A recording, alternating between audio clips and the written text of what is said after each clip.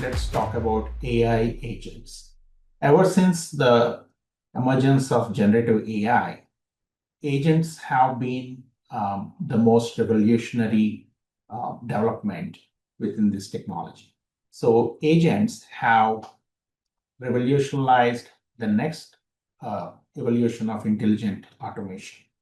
So today we'll try to understand their architecture, their design patterns, and where and how enterprises are using agents. AI agents are a next evolution of intelligent automation. So let's understand what agent means and what are its architecture, some of the design patterns and various use cases, and the evolution of agentic systems and their complex architecture and communication protocols and all. We'll briefly cover this, and this is an area which is evolving pretty rapidly, and one need to be aware of how to leverage these technologies both for personal productivity as well as for transforming the entire business process. So let's dive in. So the basic question is, what is an AI agent? An AI agent is an autonomous system capable of pursuing complex goals with limited supervision. Unlike a standard large language model, which is passive, where you give an input and it gives us an output. Whereas an agent operates in a loop, right? So it has perception, so it observes the environment, it reasons, it thinks about what to do next based on its training and the context it's been provided with. Actions, it executes various actions, including tool calling, API, web search, or code execution, and it reflects and evaluates the result of its action and iterates if necessary. So an agent basically has a memory, so it understands what it has done previously, it has access to various tools, and it will be given a goal, which is the guiding principle for agent. It always tries to optimize its actions to reach the goal. And it executes the actions in a given environment, and then it observes the results. And if necessary, it will optimize that action again based on the observation and re-executes until it reaches the goal. So that is a basic premise of what an agent means. Now, how is this different from any other forms of automation? Right. So here we can see there are previous forms of automations like robotic process automation or an RPA or something called task chaining and AI agent. Right. So the three basic types of automation. So automation exists ever since there is software engineering existed. Right. So it could be about automating the system tasks. It could be about ETLs, loading, transforming, extracting, transforming and loading data, or creating dashboards and updating. It existed in various forms. So the basic differentiation is that the core logic for, say, a robotic process automation is rule-based, like if this, then do that, right? So if an email arrives into my inbox with priority as high, then do this, right? So you assign that as a task or escalate this or open a ticket or whatever the core logic. So it is an if then else kind of a logic, which is predefined path. And task chaining is basically another iteration where it is sequential, right? So you execute this task and then go to another task, right? So for example, somebody submits a form, pass the form information, and then based on the information that is available, like for example, the form is submitted by a C-level executive, then you do step B.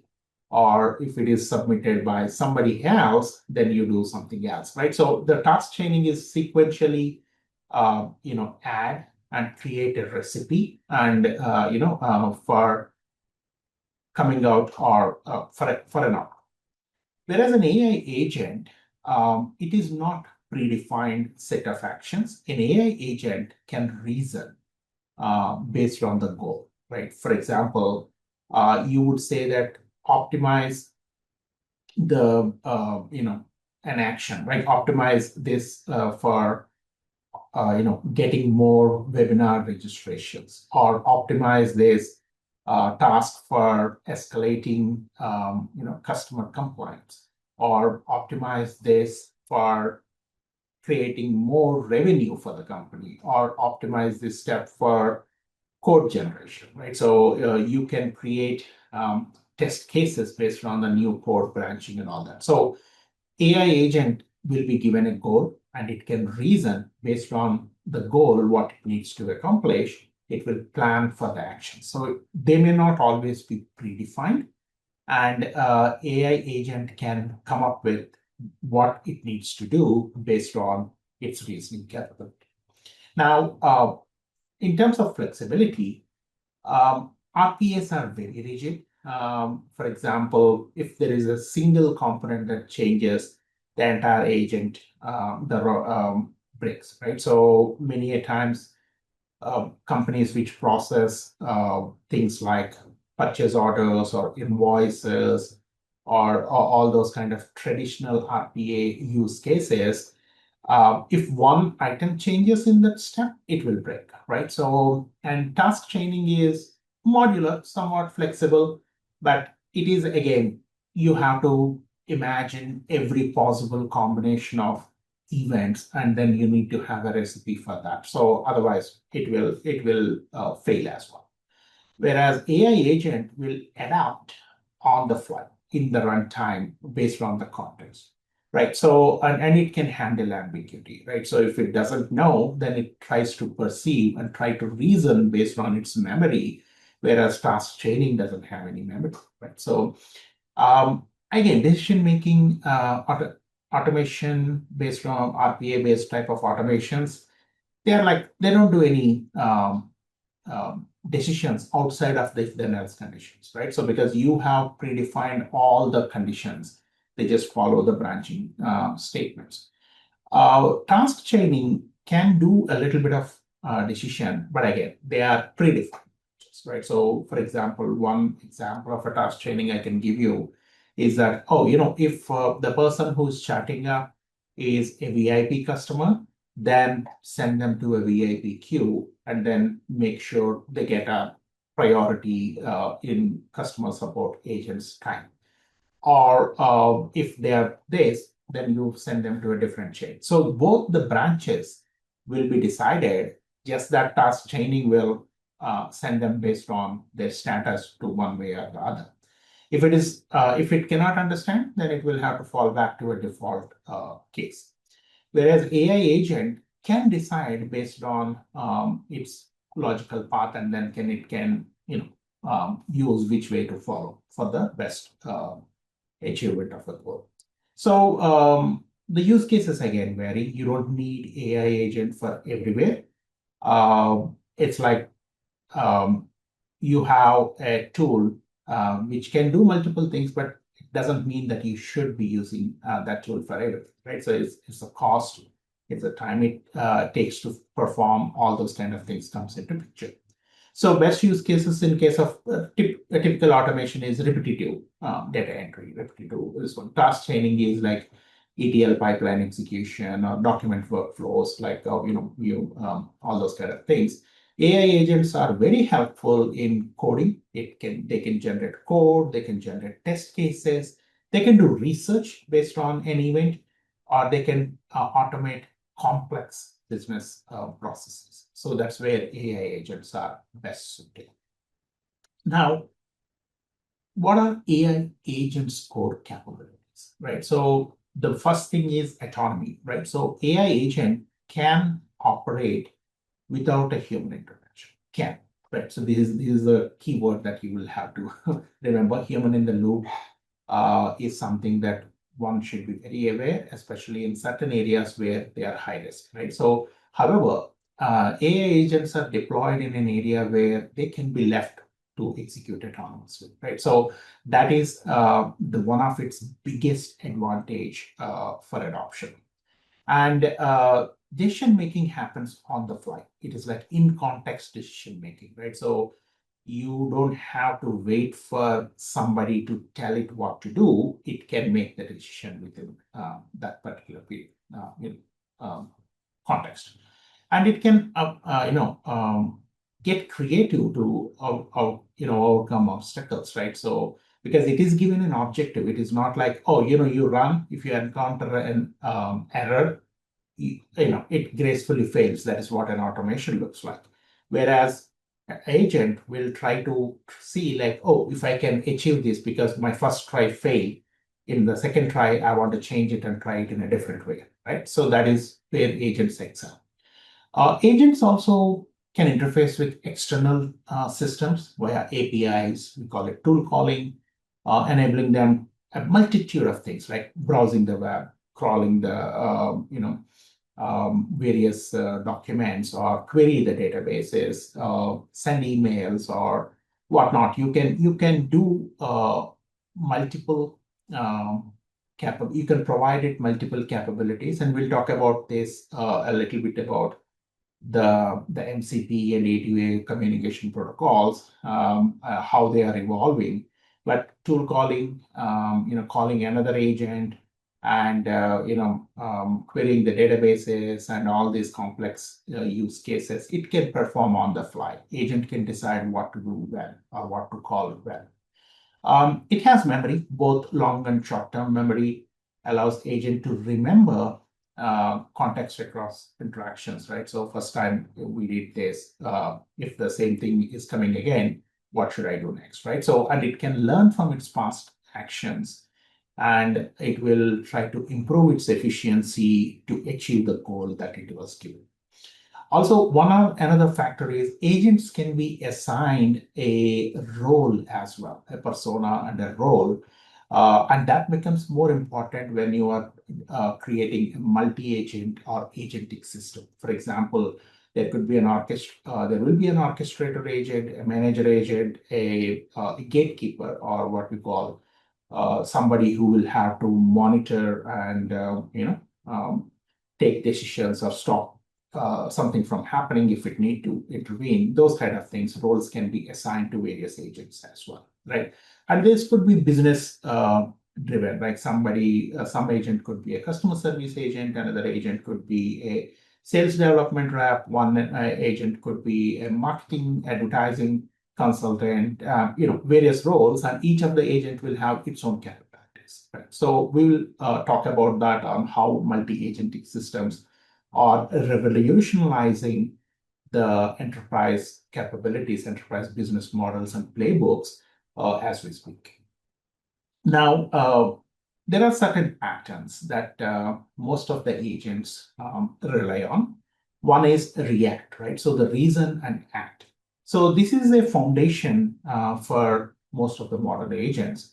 So what it does is it solves the problem of hallucination. So as you are using the LLMs, any commercial LLM, there is a certain degree of hallucination where an LLM can create a response which is not correct, or which is completely assumed, all those kind of things, right? So a react pattern will force the agent to reason and then act, right? So earlier, act only is, you given an instruction, you do it, right? Irrespective of whether it's the right one or not. That's what reasoning is.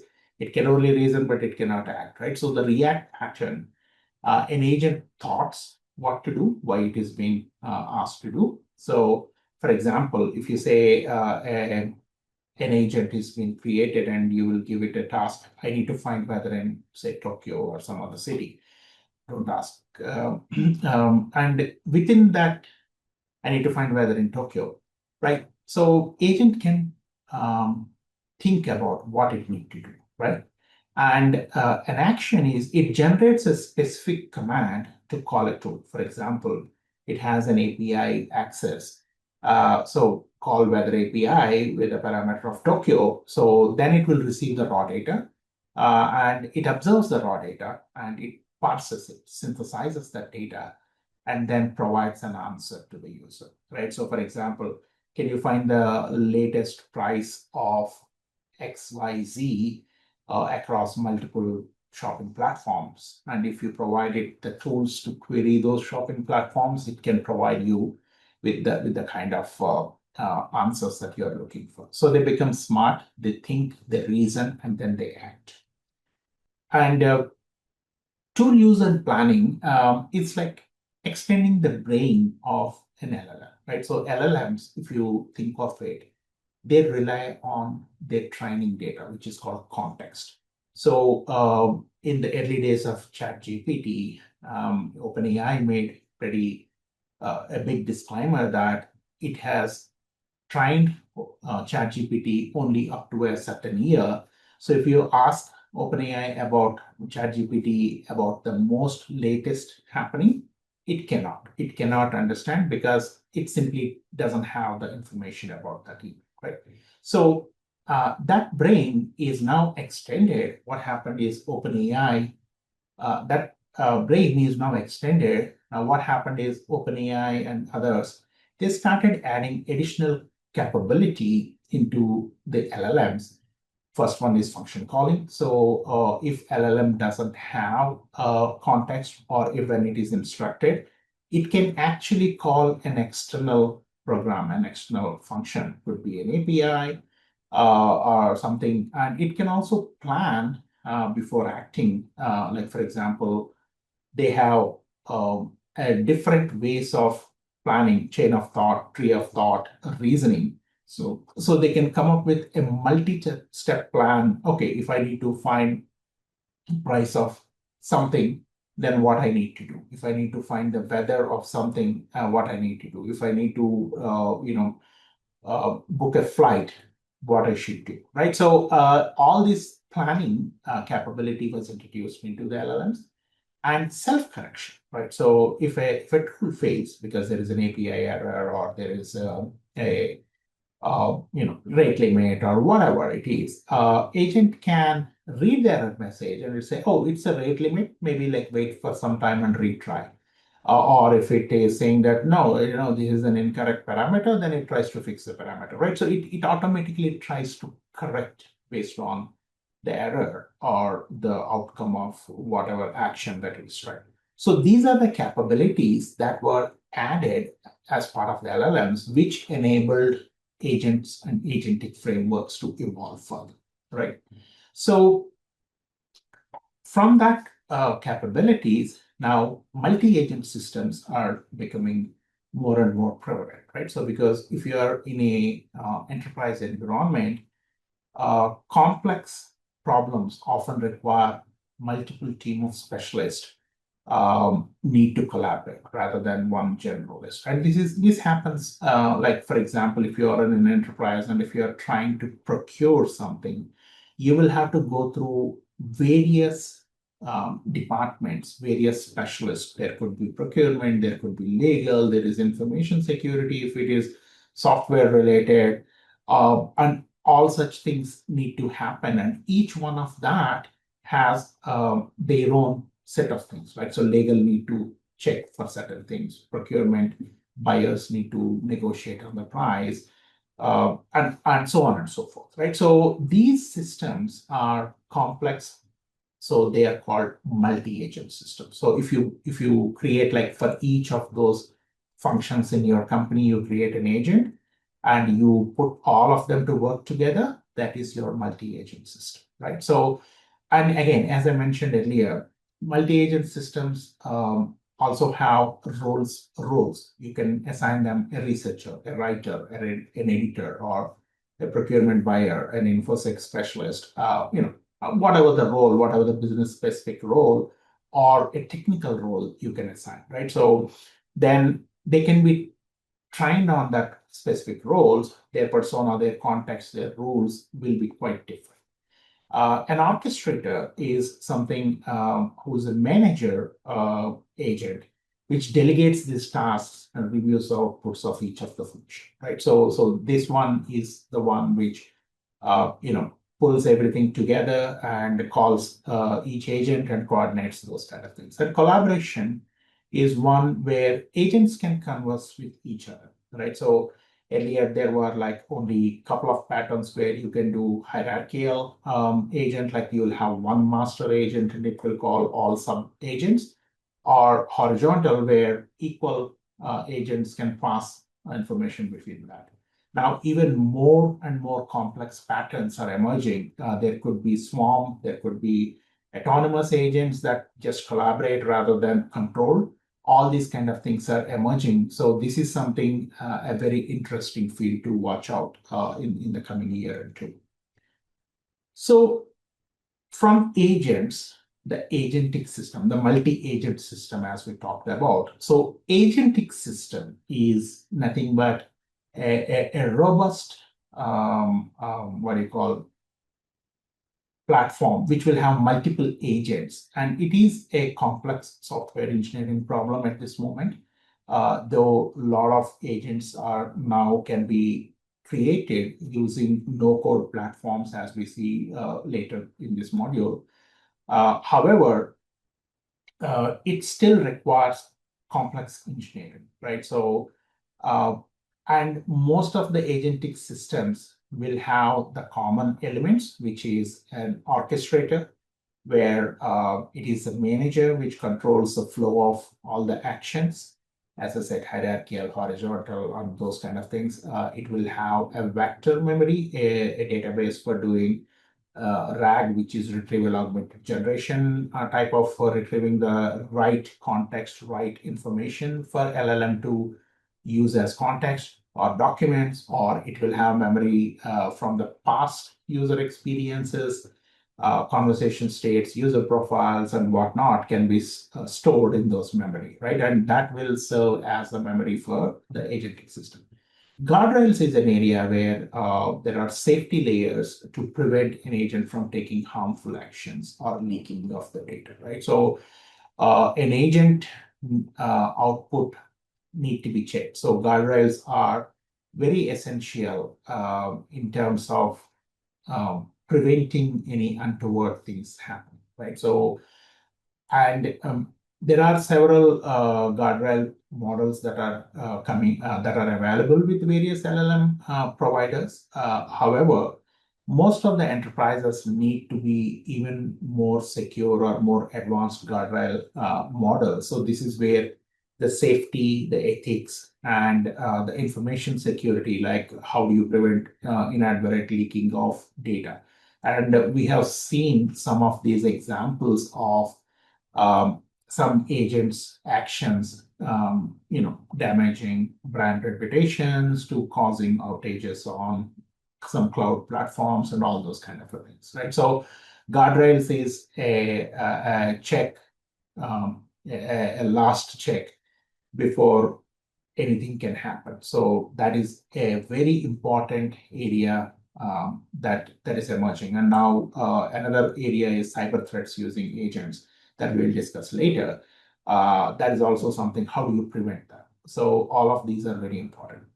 Now, tool interfaces is another area where you will have to provide secure gateways for agents to interact with outside world, right? So outside world could be your company's ecosystem or even outside of the company, right? So, and this is where cybersecurity threats are emerging. As I mentioned, we'll talk about that in a while.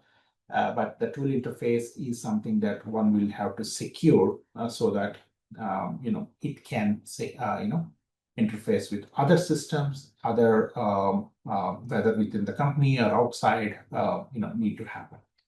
Now that is a complex agentic system, and this is more relevant for enterprises which will be utilizing these systems for transforming their entire business process. For individuals, it may not be as complex. Like for individual productivity gain, you can design some of the agents, which I will show in a moment.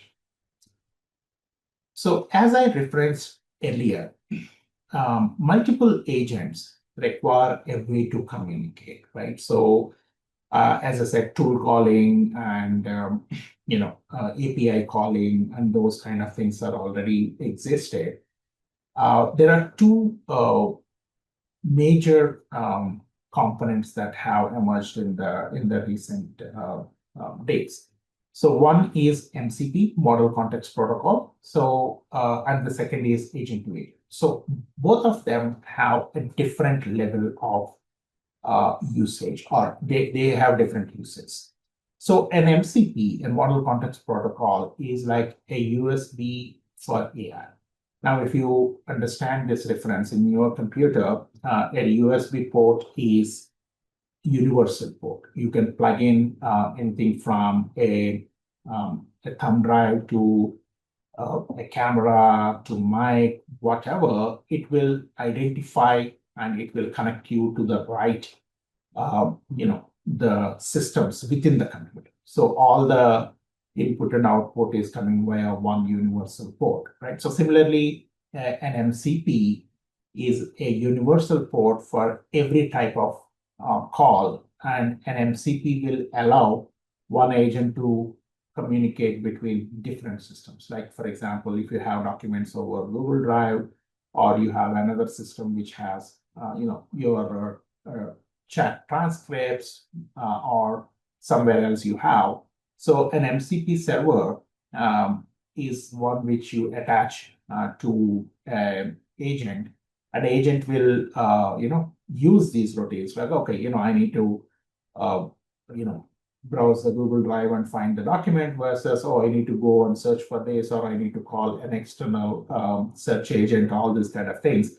An MCP is a single interface. So it acts as an abstraction between that.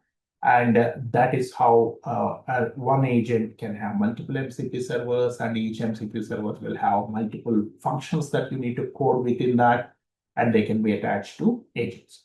Now, agent-to-agent protocol, on the other hand, is one layer above, where we talked about multiple agents where they need to talk to each other. An agent-to-agent protocol helps them, even though they are not controlled by a single manager, or if they are spread out between different systems, even different parts of clouds, or in the different parts of the world, or different what do you call frameworks altogether, they can do a communication. This is more like your HTTP protocol, where any browser can communicate with any web server using a standard protocol, right? So same way, an A2A is a Internet of Agents. Like if you would have understood Internet of Things earlier, it's an Internet of Agents. So you can create an agent, you can make this discoverable within your certain things, and then other agents will say, hey, I need to do this, and then they'll discover, oh, there is a specialized agent that has been trained for this. So it will make a request to that agent. So that is the way it is going to evolve. It is Internet of Agents. These could be within your company. This could be even outside, all those kind of things. So that's where an A2A protocol, agent-to-agent protocol, will help you, whereas an MCP server will agent to context. So what are the sources of the information that an agent need to access? That's where it works. So both are at different layers, and you would most probably will be using both of them in a agentic platform. An MCP can be used with a single agent as well, but agent to agent only comes into picture when you have multiple agents that you need to communicate. So the future is agentic, right? So we are not just talking to chatbots, we are talking to agents that can do stuff, that can execute things. So the future is like an interconnected handling, like you have logistics, coding, research, personalized assistance are running silently in the background, monitoring and correcting things. There are so many platforms that are out there. I just a sample of that are here, but this is evolving pretty rapidly. Tools like N8N, Zapier, and a few others, they'll help you drag and drop and build your workflow with very little coding knowledge required. If you can code, you can do that, or you can use platforms like Databricks and others where you can do a code-heavy kind of a development if you have that experience. But this is an area which is literally exploding, and something that every enterprise, every company in the world will be adopting in the future. Now, here is just a sample of an agent that I pulled in a platform called N8N. N8N is an automation platform where you can build agents and you can connect to other things. So this is an example of an agent that you created for helping one person, right? So a complex agentic system will be much more than this. This is a simple example of an agent was created to monitor the latest Google trends, and it will fetch the trends using the Google Trends URLs from the web, and then an OpenAI chat is being connected here, so it will do trend filter based on the training that you will apply, and then it will get those trends. Then it will call three more sub agents. One is write a blog based on the latest trends, create an Instagram post, and also create a script. So you can create a blog, you can create slides that are required, create visuals for your Instagram or catchy post. Again, each agent has their own memory, their own tools, their own chat interface, and all of that you're bringing in, merging it. Then you can write your own functions in JavaScript if you would like to, and then it is sending them for approval. Here it's a human in the loop, right? So because it will not post anything, it will just send it to you. You'll review it, you approve, and once you approve, it will basically put that in a Google Sheet. You can make it like post it on a different platforms, all those kind of things. So this is a kind of an automation that is helping, an example of an automation that is helping professionals in their daily work, right? So earlier we have seen a simple rule like you can do a Gemini Jams or a Copilot, MS Copilot based rule based agents where something comes to my inbox, if it is high priority, parse it and then add it as a task in Trello or Zapier or whatnot. Those are simple agents. You can do that. This is a little bit more complex where you're parsing for the trends, like say every 8 hours, or it could be based on an event. Then you are fetching those, you're kind of synthesizing that information, and then you're calling other agents. So each of the agent will perform a certain task, then you're merging all of that, and then you're bringing it for approval, right? So this literally saves several hours of work for somebody whose job is to create these posts and send it for approval in a company, right? You can do that for individual. If you're an individual blogger, you can do this so that it will give you the content, and that based on that you could improve your engagement and whatnot. So these are the examples of some of the trends that are happening. And we will discuss a little bit more on how these agents are some examples of the agents and all. But at this moment, one need to understand that agents are the future. And understanding and learning them is imperative for everybody. And even if you don't have the experience to code in Python or some other programming language, many of these agents are, drag and drop. You can organize a workflow. You learn how to configure, how to attach various systems, and that can help you with a lot of tasks that you do. So, you can do something like write 50 different posts in a week, or scan my inbox and do categorize inputs, all sorts of things, from a simple automations to very complex tasks can be achieved via agents. Whereas agentic systems are more complex business process automation that would require more technical depth and different departments and actors that need to come together to make an enterprise truly agentic.